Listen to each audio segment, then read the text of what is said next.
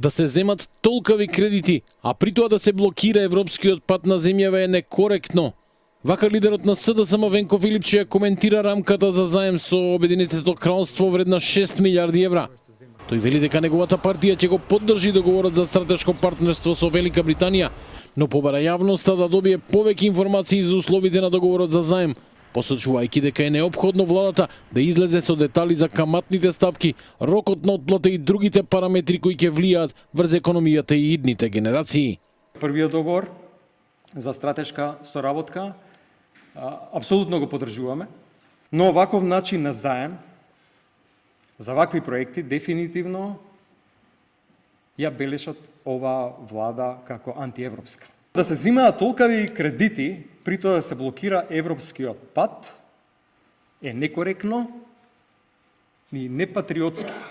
Се задолжуваат следни кој знае колку генерации да враќаат милиарди евра за инфраструктурни проекти. Опозицијата се однесува незрело во врска со договорот со Обединетото кралство, врати премиерот Христијан Мицкоски. Тој истакна дека овој договор е историски чекор во стратешкото партнерство и дека парите ќе се вложат во клучни инфраструктурни проекти, меѓу кои и модернизацијата на коридорот 10.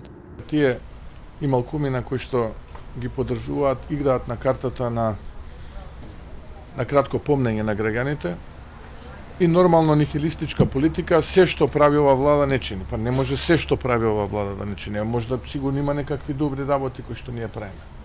Не може се по било која основа да се критикува. Вклучително и ова незрело однесување кога станува збор за договорот за стратешко партнерство со Обединетото кралство.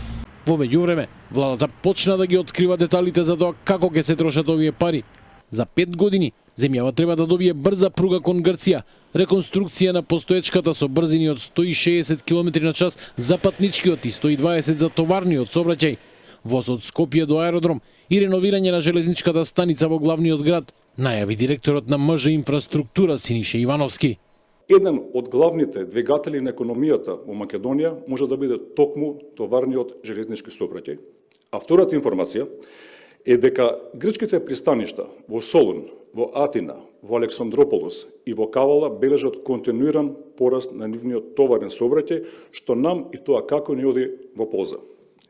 Експертите вчера за телевизија 24 предупредија дека 6 милиарди евра се исклучително висока сума за Македонија, потенцирајќи дека парите мора да се вложат на начин што ќе донесе најголем економски поврат и одржлив развој. Тие предупредуваат дека без соодветни реформи и контрола, големите задолжувања можат да е загрозат економската стабилност и иднината на државата.